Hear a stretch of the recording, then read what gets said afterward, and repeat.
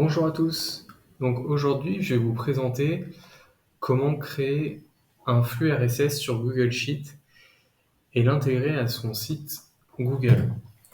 Donc l'objectif réellement, c'est d'être mis au courant très rapidement des dernières actualités qui sont sur des sites d'information. Donc il va y avoir besoin de créer un Google Sheet. Donc les étapes pour créer un Google Sheet, c'est se connecter à un compte Gmail. Si vous n'avez pas vu l'autre vidéo qui est sur la création d'un Google Site, j'explique comment créer un compte Gmail. Donc ici, je vais prendre en considération que tout le monde a un compte Gmail et ensuite donc accéder à l'application Google Sheet en cliquant sur l'icône Google App. Donc sur votre suite Google, vous allez pouvoir tomber donc sur ici en déroulant l'onglet, le menu, cliquez sur Sheets, Google Sheets, juste ici. Donc une fois que vous avez créé une nouvelle page, soit vous en créez une, soit vous pouvez en reprendre une plus ancienne. Moi, je vous conseille d'en recréer une. Je vais aller sur une présente pour ma part. Donc, vous créez le nouveau document, vous pouvez le nommer comme vous le voulez. Ensuite, l'objectif, c'est d'intégrer en fait sur cette page-là directement des flux. Au lieu de passer par des applications comme Feedly ou NetVive, là, c'est pouvoir donc intégrer très simplement à un Google Sheet une feuille de calcul Google Sheets directement en fait sur le site qui va pouvoir être consulté au fur et à mesure en fait. Donc comme exemple, je peux vous donner celui-ci. Ici, il s'agit d'un feed market où je regroupe les actualités de différents médias. Donc ça peut être Bloomberg, ça peut être Forex Live, Forex Crypto, Forex Magnat. Il y en a plein d'autres. Donc qu'est-ce que c'est qu'un flux RSS? En fait, un flux RSS, c'est quelque chose, quelque chose qui va faire une agrégation de contenu en fait sur une seule interface et qui va mettre à jour automatiquement les articles qui sortent à partir du site source. C'est très utilisé donc pour suivre l'actualité, les blogs, les podcasts et ça facilite grandement en fait le suivi de l'information. Alors comment utiliser donc cette fonctionnalité de flux RSS sur Google Sheets? Donc il y a Google qui met donc une page à disposition des utilisateurs. Donc c'est la fonction qui va être égale import feed. La page c'est juste celle-ci en fait. Et moi, dans mon exemple, je vais décider de générer un tableau complet des éléments issus du flux. Donc, ça va être avec la fonction item. Voilà. Donc, à partir de ce moment-là, vous avez la fonction, donc import feed, les parenthèses, et il va falloir donc trouver, mettre entre guillemets le flux RSS des sites que vous souhaitez avoir. Donc j'ai pris plusieurs exemples. Ça peut être Cryptos. Là par exemple c'est pour la crypto, qui est un site assez connu. Vous avez juste besoin en fait de faire un copier-coller de cette adresse-là. Je vais vous faire un exemple juste après. Voilà, juste en tapant flux RSS crypto, se rendre par exemple sur Cointelegraph, qui est une plateforme reconnue pour les actualités. Et ici, vous avez donc accès à tous les flux RSS. Donc ça peut être la crypto, ça peut être aussi des informations qui sont en lien avec les marchés plus traditionnels. Donc en suivant les actualités de Forex Live, Investing. Bon, les informations sont pas forcément très pertinentes. En tout cas, sur Forex Live, toutes les informations seront très pertinentes et permettront d'être à jour sur l'actualité des marchés financiers. Donc comment faire à partir de ce moment-là où il y a l'ARS en fait. Donc là ici vous faites un CTRL-C, vous vous reportez donc à un tableau. Je vais prendre une page sans rien. Et là vous mettez égal, import feed,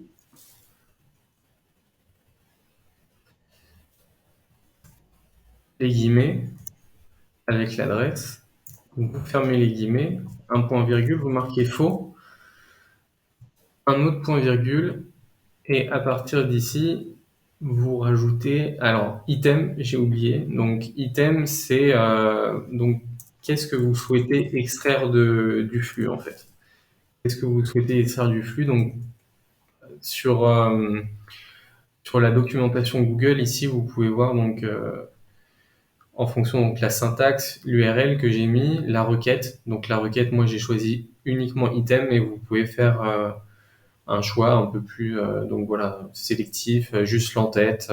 Ici avec l'item, donc il va y avoir l'intégralité en fait du flux qui va être mis dedans. Donc voilà. Et ensuite donc le nombre de requêtes que vous souhaitez. Donc ça peut être 20, 25, 100, 200. Par exemple, bah là pour l'exemple peut-être 50. Je pense que 50 ça peut être intéressant, sachant que en fait la fréquence d'article suit euh, la fréquence de diffusion sur le site que vous choisissez. Et voilà, donc là, ça, c'est ce qui se passe. Donc là, vous importez directement, en fait, du site tous toutes les informations, en fait. Toutes les informations. Donc, ce que vous pouvez faire, c'est mettre en des en-têtes. Donc là, c'est le titre, ici la source, ici l'URL, la date et la description.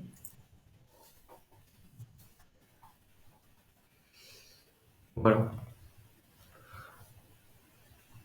Donc après, ce qui peut être plus ou moins important pour vous, ça peut être la mise en forme.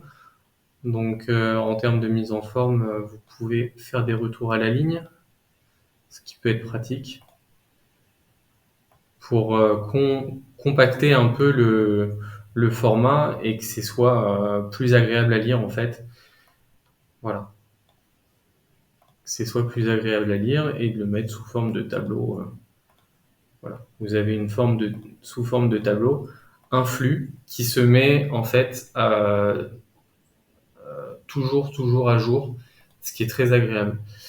Ensuite, pour vous assurer d'avoir toujours les informations, vous allez dans Paramètres, cliquez sur Fichier, Paramètres, et ensuite aller dans Calcul. Sur Calcul, vous mettez après une modification et toutes les minutes. Alors, ça affecte la fréquence de mise à jour des fonctions now, today, etc. Mais ça peut aussi impacter celle de import feed. Donc, je préfère mettre ça comme tel. Voilà. Une autre fonctionnalité qui peut être aussi intéressante, c'est de rajouter des filtres, en fait.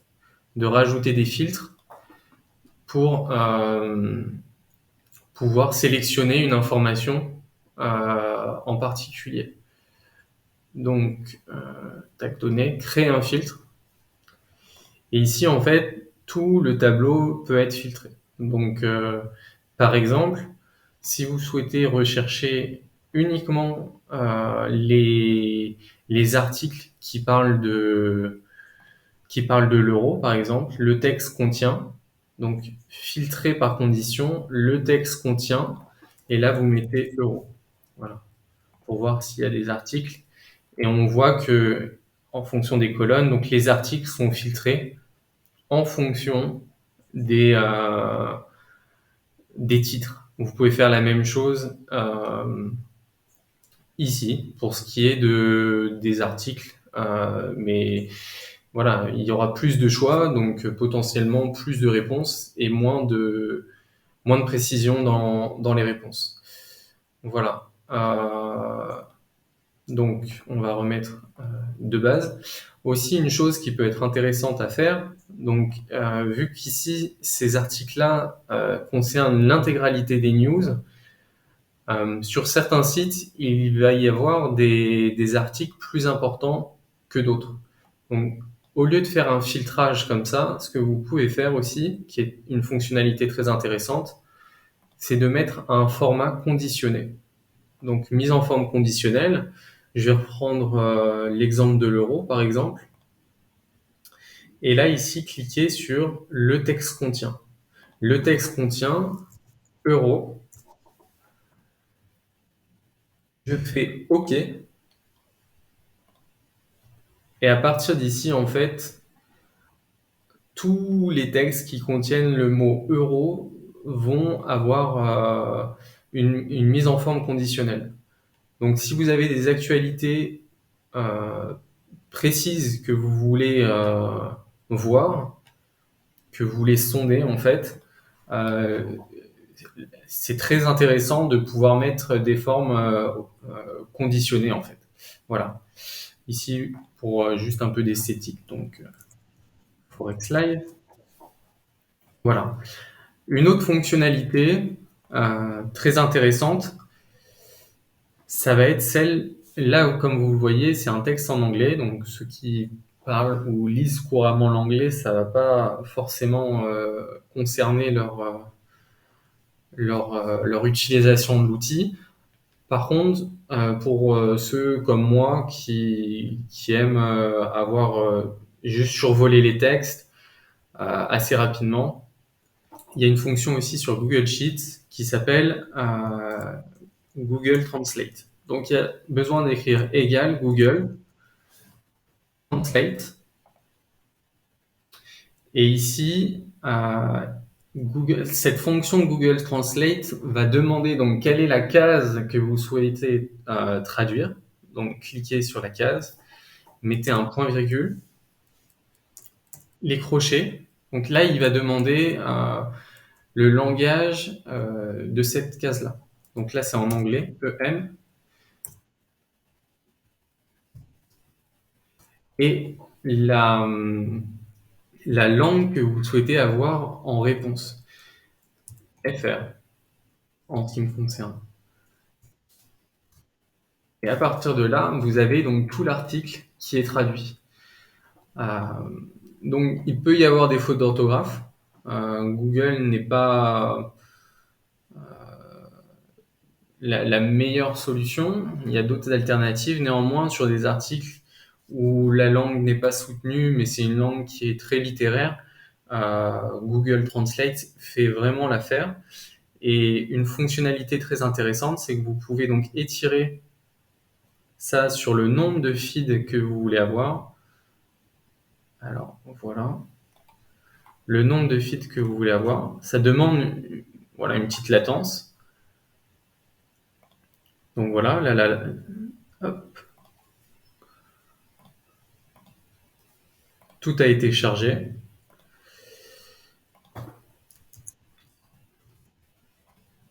Donc, ici, il est possible de faire des descriptions traduites.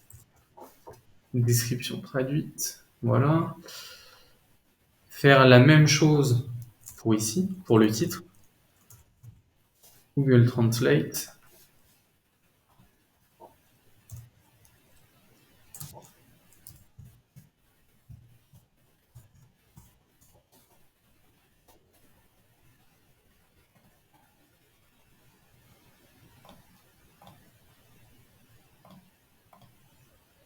Voilà.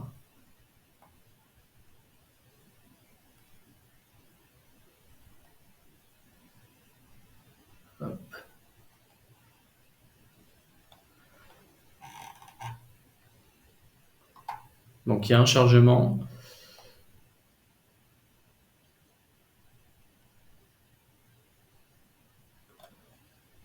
Hop. Donc tout a été mis. Voilà, tout a été fait comme, comme ça. Donc, pour que ce soit encore plus agréable, là, donc, rajouter le mot titre, traduit, si vous souhaitez. Et vous avez la possibilité de faire masquer les, ces deux colonnes-là, ce qui permet en fait de conserver quand même, si toutefois il y a une traduction qui est mal faite, donc de réouvrir juste ici pour avoir une, euh, une confirmation que le titre n'est pas trop déformé. Donc là, juste pour remettre le titre, remettre les filtres. Donc voilà, la possibilité de refiltrer en fait et de remettre au conditionnel. Donc là, vu que la mise en forme conditionnelle n'avait pas été faite sur les deux colonnes ici, il y a un besoin de refaire en fait une mise en forme conditionnelle. Voilà, et vous pouvez le modifier comme ça.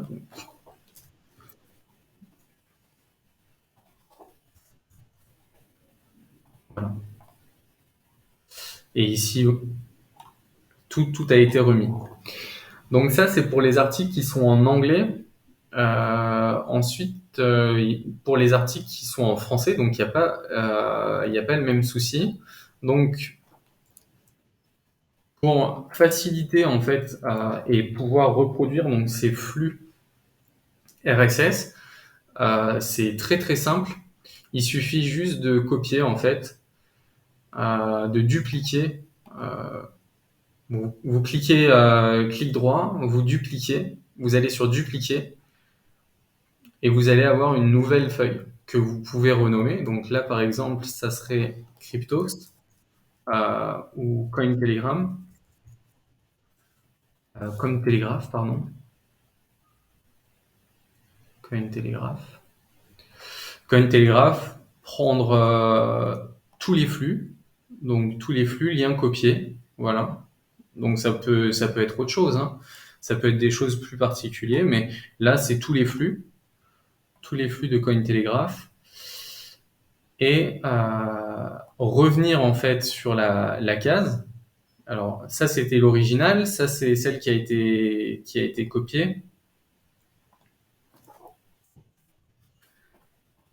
Ça c'est celle qui a été copiée. Donc il y a juste besoin en fait d'enlever l'ancienne adresse de l'ancienne page et de remettre la nouvelle. Et là http voilà frcointelegraph.com /rss. Ici, voilà, c'est instantané. Alors, vu que c'est une traduction, il n'y a pas besoin de traduction pour ça. Il y a juste besoin en fait de supprimer les colonnes en plus et vous avez accès en fait à toute l'information et l'information est mise en fait et actualisée au fur et à mesure. Donc voilà, c'est quelque chose de très intéressant qui permet de gagner beaucoup de temps en fait dans des démarches de curation de contenu, d'agrégation de contenu. Euh, Ensuite, ce qui avait été expliqué donc dans la vidéo sur Google Sheet, c'est d'implémenter en fait ces feeds directement sur un Google Sheet. Et en fait, les informations vont se mettre directement dessus. Par exemple, sur cette actualité-là, les modifications que j'ai faites se voient directement, en fait, directement ici. Et toutes les informations peuvent être scrutées au fur et à mesure de la journée. Plus besoin de se redéplacer sur les sites et devoir consulter les pages en particulier.